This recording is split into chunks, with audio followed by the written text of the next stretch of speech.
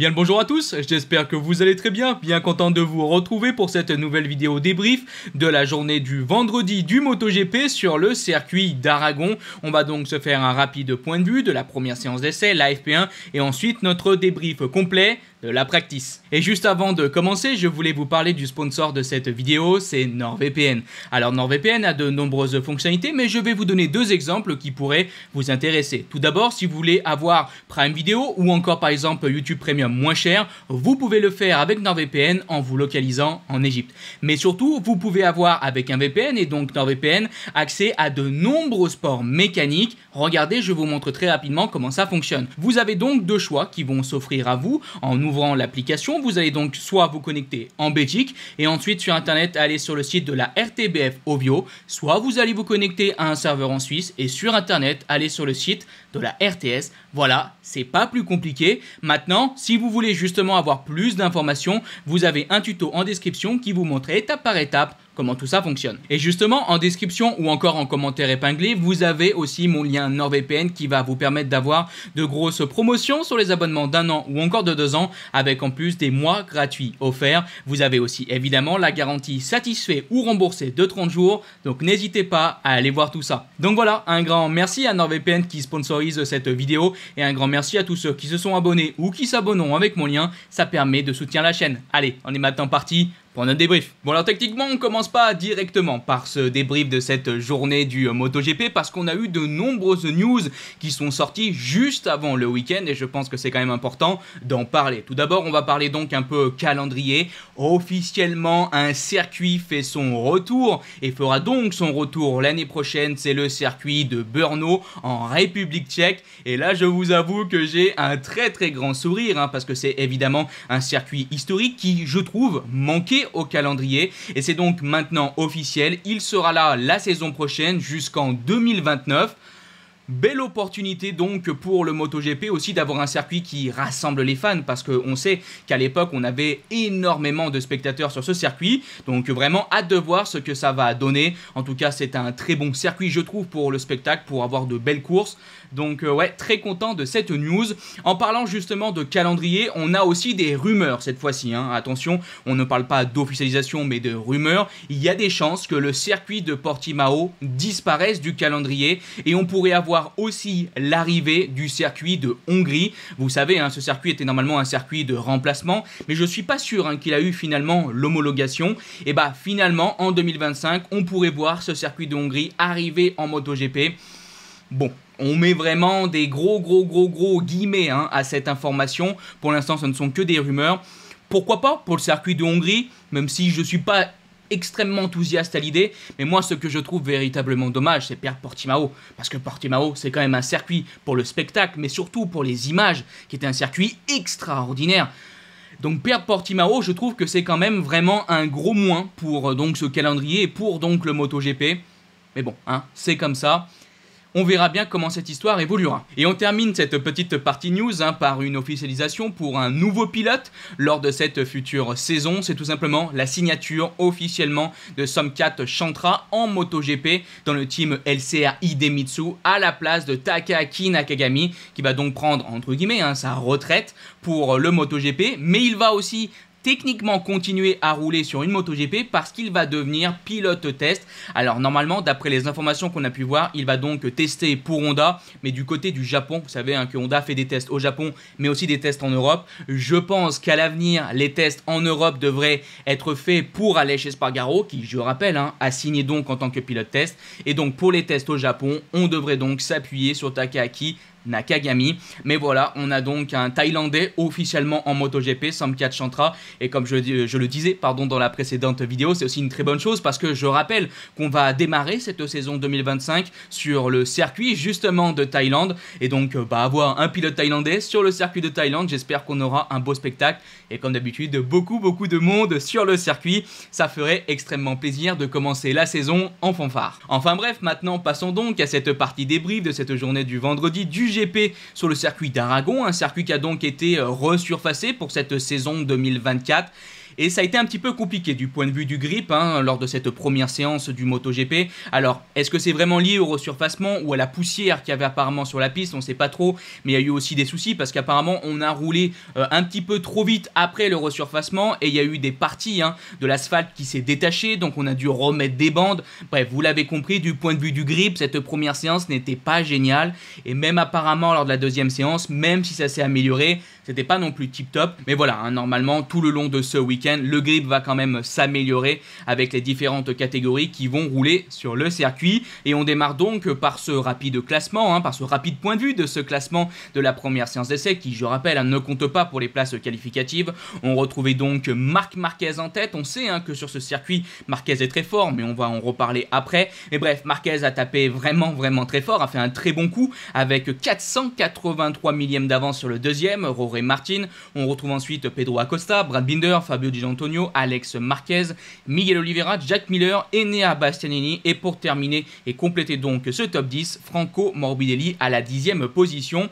Bon voilà, pas grand chose à dire comme d'habitude sur ce classement, je vous le montre pour que voilà, vous ayez toutes les informations, mais ça va se jouer ensuite en practice, et là on a eu de très beaux chronos et on a bien amélioré avec aussi, comme j'ai pu le dire, l'amélioration du grip de la piste. Et allez, on commence donc notre débrief complet de cette practice, séance qui, je le rappelle, compte pour les places qualificatives en Q1 et en Q2, et on démarre par notre top 10 avec le Constructeur of the Day. C'est vrai que depuis pas mal de temps, le Constructeur of the Day c'est Ducati et toujours Ducati, et bah là, lors de cette première journée, ce n'est pas Ducati selon moi, mais bien Aprilia qui est arrivé à placer ses 4 pilotes, ou les pilotes sont arrivés à se placer dans ce top 10 et sont arrivés à placer leur moto dans le top 10, et c'est quand même peut-être pas une énorme surprise, mais c'est pas souvent qu'on voit autant de pilotes Aprilia aussi rapides. Petite interrogation même, est-ce qu'on a déjà vu au cours de cette saison les 4 pilotes Aprilia dans le top 10? Je ne pense pas. Donc très belle performance. On retrouve donc à la 10e position Miguel Oliveira et son coéquipier Raúl Fernandez 9e. Donc voilà, déjà les deux pilotes Trackhouse qui, je trouve, signent vraiment un très bon résultat. Mais c'est donc aussi le cas des pilotes usines qui ont été aux avant-postes avec un Maverick Viñales 3e et Aleix Espargaro 2e. On sait que cette Aprilia arrive quand même, je trouve, à tirer son épingle du jeu quand la piste n'offre pas un grip véritablement exceptionnel. Rappelez-vous justement du circuit de Barcelone qui est aussi une piste où on n'a pas vraiment énormément de grip, et souvent Aprilia là-bas est très rapide. On avait vu Raúl Fernandez en tête, on avait vu évidemment aussi Aleix Espargaro gagner, on avait vu aussi Viñales être très performant, donc je pense véritablement qu'ici, avec ce grip qui est un petit peu moins bon, voilà, Aprilia arrive à tirer son épingle du jeu, par exemple par rapport à Ducati. Donc très intéressant ce qu'ont réalisé Aprilia, à voir comment le week-end va évoluer pour eux, avec justement aussi l'évolution du grip de la piste. Mais dans l'ensemble, après cette première journée, c'est vraiment très bon pour le constructeur européen. Alors maintenant, malheureusement, on n'a plus qu'un autre seul constructeur européen dans ce top 10. KTM n'a aucun pilote justement dans ce top 10. Ça a été compliqué pour KTM. Pourtant, dans une première partie de séance, ils ont été intéressants et aux avant-postes, mais plus compliqué dans la fin de séance où ça s'est mis vraiment à attaquer très fort. Mais bref, du coup, on a donc évidemment de nombreux pilotes Ducati qui ont été aussi très performants. On retrouve tout d'abord Franco Morbidelli à la 7e position. Un Morbidelli qui continue de montrer qu'il a de la vitesse. Montrer aussi, je pense, on peut le dire, qu'il mérite de rester en MotoGP. Alors bon, je sais que ça va faire débat, ça va faire débat de dire ça. Beaucoup de personnes ne sont pas totalement d'accord dans l'idée que Morbidelli continue en MotoGP, mais je trouve que ces derniers temps, oui, même s'il a une Ducati 2024, je trouve quand même qu'il démontre des choses intéressantes, et c'est une nouvelle fois à noter. Juste devant lui, à la 6e position, on retrouve Francesco Bagnaia. Alors, du point de vue du classement, c'est une place tout à fait correcte, Pecco est vraiment bien du point de vue donc du classement, mais je vous le dis tout de suite, ça a été quand même une journée compliquée pour Pecco, qui a été loin, qui a fait pas mal d'erreurs, qui a souvent relevé. On l'a senti vraiment en difficulté quand même lors de cette première journée. Alors en fin de séance, on est arrivé à aller chercher un bon chrono, mais voilà, c'était plus complexe que d'habitude, que ce que l'on a vu quand même lors des derniers Grands Prix. C'est vrai que par le passé, par exemple en fin de saison 2023, on voyait souvent un Pecco qui était plus en retrait le vendredi et qui arrivait quand même à aller chercher un bon chrono du coup en fin de practice, donc à la fin donc de l'après-midi, de la séance de l'après-midi du MotoGP. C'est vrai que là en 2024, on voyait plus trop quand même cette version de Pecco. On voyait souvent quand même un Bagnaia qui était très rapide dès le vendredi, qui arrivait à faire de bons chronos, à être aux avant-postes, à être bien. Alors bon voilà, il y a des week-ends mieux que d'autres, mais dans l'ensemble, on voyait moins un Pecco en difficulté le vendredi, et bah là finalement on a retrouvé un peu ce Pecco de 2023 plus en retrait. Alors qu'est-ce que ça veut dire pour la suite du week-end? Bah ça on verra bien, hein, évidemment. Je pense quand même que bon, Pecco va arriver à trouver de la vitesse, va arriver à être capable de jouer devant. Moi personnellement je m'inquiète pas trop pour lui, surtout qu'il va y avoir aussi les données des nombreux pilotes Ducati. Donc bon, je pense quand même que dans l'ensemble, Bagnaia sera capable de jouer devant. Peut-être que lors de la course sprint, ce sera plus difficile pour lui. Mais je pense par exemple que le dimanche, il sera de nouveau aux avant-postes. On verra bien comment le week-end évoluera pour lui. C'est vrai que c'est aussi intéressant de suivre la courbe de progression que peut avoir le pilote italien au cours de ce week-end. Parce que ça semble être plus compliqué que d'habitude. Pour continuer avec les pilotes Ducati, on retrouve aussi Alex Marquez 5e qui réalise vraiment aussi une belle séance. Alors je crois quand même qu'il a réalisé son chrono dans les roues de son frère, dans les roues de Marc Marquez. Mais bon, il faut quand même le faire, le chrono, c'est ce que je dis toujours. Évidemment, avoir une roue devant soi, ça aide, mais il faut quand même aller chercher le chrono et arriver à suivre le pilote de devant. Donc bref, de toute façon, qu'il ait pris une roue ou non, Alex Marquez est dans ce top 10 et un grand bravo à lui, même plus précisément, il est dans le top 5. 4e, on retrouve aussi Jorge Martin, lui aussi un peu plus en retrait du point de vue du time attack. Alors ça reste performant et on a encore vu quand même un Jorge Martin vraiment très bien. Surtout que je veux pas trop m'avancer parce que lors du week-end d'Autriche, si je me rappelle bien dans la vidéo débrief de vendredi, je vous disais justement, on voit un Jorge Martin un petit peu moins bien du point de vue du time attack. Pourtant après il allait claquer la pole position le lendemain, le samedi. Donc bon, c'est comme d'habitude, on n'est que le vendredi, il va falloir voir l'évolution des sensations, des réglages, du grip aussi donc de la piste et de voir aussi l'évolution plus généralement des performances de tous ces pilotes. Mais dans l'ensemble, pour l'instant, Jorge Martin est voilà, vraiment bien dans cette journée du vendredi. Bon, 3e et 2e, comme on a dit, c'est les deux pilotes Aprilia Usine et premier. C'est Marc Marquez, Marc Marquez qui une nouvelle fois a véritablement brillé, qui a donc battu le record de la piste. Et ça faisait depuis le Grand Prix des États-Unis 2021 que Marc Marquez n'avait pas été premier en FP1 et donc premier lors de la séance d'après. Donc là pour nous, la practice. Ça faisait vraiment longtemps qu'on n'avait pas vu un Marc Marquez aussi performant, aussi rapide. Il n'a pas pris de roue, il a fait tous ses chronos seul. Et c'est vrai qu'on a vu la meilleure version de Marquez. Je pense qu'on n'avait pas encore vu ce Marc Marquez là lors de cette saison 2024, même s'il a été performant, même s'il a fait de belles choses. Mais là, on a vu vraiment un Marc Marquez conquérant très rapide. Pourtant, les Aprilia aussi étaient vraiment très rapides et pourtant, il est quand même arrivé à être premier, très fort aussi dans le dernier secteur. Donc ouais, un Marc Marquez bluffant et hâte de voir ce qu'il va pouvoir faire ici. On sait que le circuit d'Aragon, c'est un circuit où on tourne plus à gauche et donc ça avantage entre guillemets, en tout cas Marc Marquez se sent mieux sur ce genre de circuit, comme par exemple est aussi le Sachsenring. Mais bref, on sait que pour Austin, le Sachsenring est ici à Aragon. Marc Marquez, c'est un petit peu sa carte à jouer pour possiblement être un peu mieux, pour pouvoir combler l'écart entre sa moto, la 2023 et la 2024, les meilleurs Ducati, ou peut-être là, les Aprilia, on verra bien comment ça évoluera. Mais du coup, on sait que sur ce genre de circuit, Marquez, il a une carte à jouer quand même pour la victoire. Et pour l'instant, après cette journée du vendredi, il a parfaitement joué cette carte. On se rappelle qu'au Sachsenring, il était aussi bien, mais malheureusement, il y a eu une chute. À Austin, c'était quand même le début de saison, et puis malheureusement, il a chuté alors qu'il était en tête le dimanche. Bon, on verra bien, il reste encore beaucoup de choses à jouer, même les choses les plus importantes. Une qualification, on sait que c'est très important de bien se qualifier. Marquez, je l'espère, pourra être très rapide donc aussi en qualif. Et puis après, il y aura la sprint et la course du dimanche. Donc bon, beaucoup de choses encore à jouer. Mais le week-end s'entame de la meilleure des manières pour Marquez. Je pense qu'il a été vraiment exceptionnel aujourd'hui. Allez, maintenant, on va donc rapidement sortir de ce top 10 pour parler du dernier constructeur européen. Alors, il reste un pilote de ce top 10, mais bon, je fais durer un petit peu le suspense, même si bon, vous voyez très bien qui c'est. Mais bref, on termine donc avec les constructeurs européens avec la marque autrichienne KTM, qui je trouve a été encore un petit peu décevante quand même. Alors bon, le week-end d'Autriche, on a pu voir des notes positives, surtout en course, mais bon, moi j'attendais quand même encore un petit peu plus de KTM, surtout pour d'espérer voir KTM se battre pour la victoire. Pour l'instant, c'est vraiment difficile. Et ici en Autriche, peut-être espérer une progression de la marque autrichienne. Bon, encore une fois, on est en deçà. Et donc, comme j'ai pu déjà vous le dire, aucun pilote KTM dans le top 10. On retrouve donc Brad Binder 11e. On a donc ensuite Pedro Acosta 12e. Jack Miller 16e, qui a chuté en fin de séance. Et ensuite, dernier pilote de KTM, Augusto Fernandez 18e. Bref, KTM n'est clairement pas dans le coup. Il faudra voir demain si lors de la Q1, on sera capable pour les pilotes KTM de passer oui ou non en Q2. Maintenant, lors de cette Q1, il faut quand même pas oublier qu'on a 3 pilotes Ducati qui ont été plus en difficulté aujourd'hui, comme Enea Bastianini 15e, Marco Bezzecchi 14e et Fabio Di Giannantonio 13e. Il faudra voir ce que ces 3 hommes pourront aussi faire lors de cette Q1. À vrai dire, on a beaucoup de très bons pilotes, j'espère qu'on aura donc une première très belle qualification. Mais bref, retournons à ce top 10. Bon, vous voyez, je vous ai pas trop fait attendre, mais à la 8e position, une surprise pour moi totale, une performance véritablement exceptionnelle. Johann Zarco, oui, mouillez-vous la nuque, vous allez le réentendre. Johann Zarco est dans le top 10. Johann Zarco, 8e, premier pilote Honda lors de cette saison, à passer donc directement en Q2. Oh là là, ça fait plaisir, ça fait véritablement plaisir.